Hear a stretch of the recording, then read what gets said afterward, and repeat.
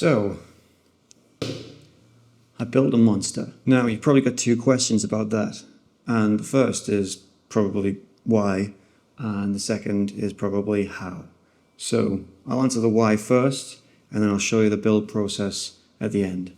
So, in answer to why, I'm a filmmaker by training. I went to uni to be a filmmaker. I've always wanted to make films. And I decided that the most fun kind of films to make would be practical effects monster movies. There were just a few obstacles between me and achieving my dream of making practical effects monster movies. I had no money, I had no crew, I had no actors, and I had no knowledge of how to make any practical effects. So, like any reasonable person, I decided to continue anyway and try to make a monster movie. So you might ask, how do you make a monster movie with all those limitations?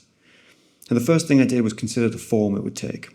So instead of going the traditional sort of like Hollywood aesthetic, I made a move towards found footage, analog horror, cryptids and stuff, like the internet kind of horror scene. And that form was quite liberating in terms of what people expect in terms of production value. So I made a move into that area, and I've made a 4-part analog horror, found footage, cryptid-esque mini-series, which is on this channel. Check it out because it needs some views. It's got a pathetic amount of views. But anyway, it turned out quite well, considering the limitations. So anyway, I've written a really ambitious season 2 to my analog horror series. And it's going to have a lot more production value and practical effects, and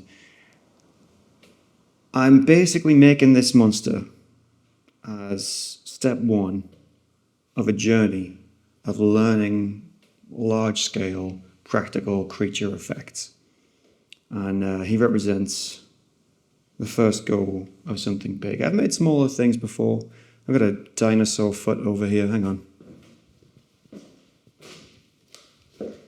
Got this dinosaur foot.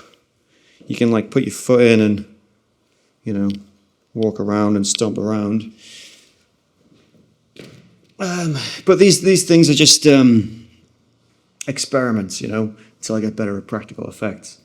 And then by the time I get around to making season 2, we should have some real cool things going on.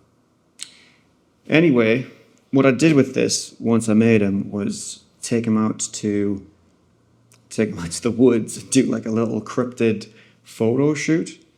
So I'll put the little film I made of like the fake cryptid with the fake lore and the creepy vibes. I'll play that next, and then after that I'll play the making of. Anyway, catch you in a bit. The dogs in this town are afraid of the woods.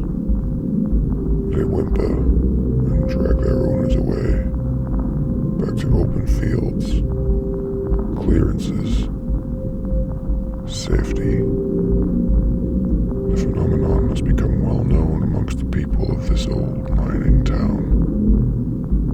The authorities say the dogs are afraid of a non-native wildflower with a particular scent that, through unknown means, has come to populate these woods. The locals, however, they say something different. They say it's the old Mara that scares the dogs. They say that when the mines closed, this town lost its heart, and the more fanciful thinkers among them call the old Mara a manifestation of this trauma, a thing of lost purpose.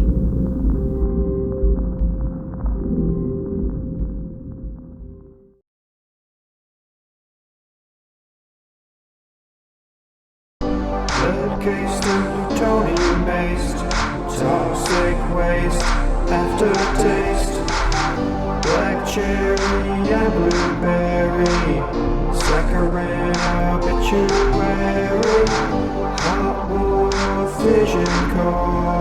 Pick me on the candy store.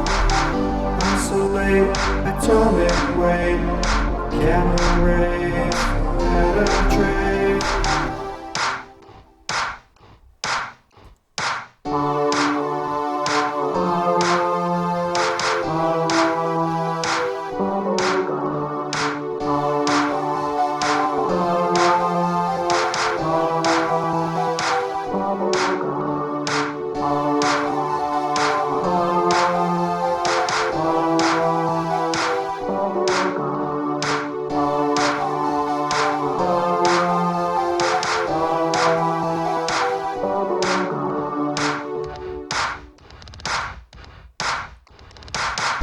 With tutti fruity, radioactive sleeping beauty, full of shelter, helter skelter, candy apple, boron smelter, radiate the chocolate, then obfuscate the birth rate.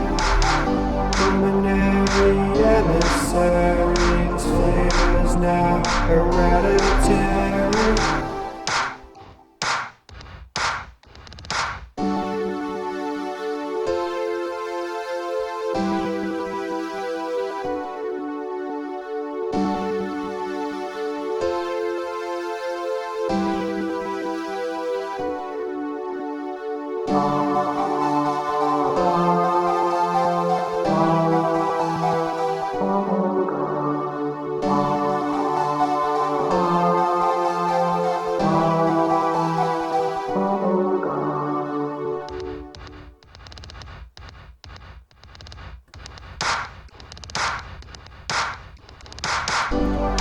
Meltdown, smiling cloud, softly glowing green ball gown, fresh peel, neutron yield, honey roasted ion shield.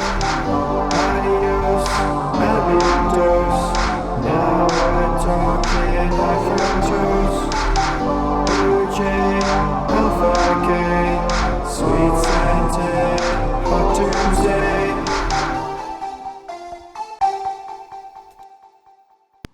Well, I hope you got something out of that.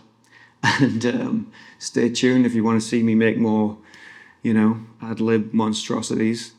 And keep an eye out for season 2 of This Town Has Secrets when I get something special together for you. Anyway, take care.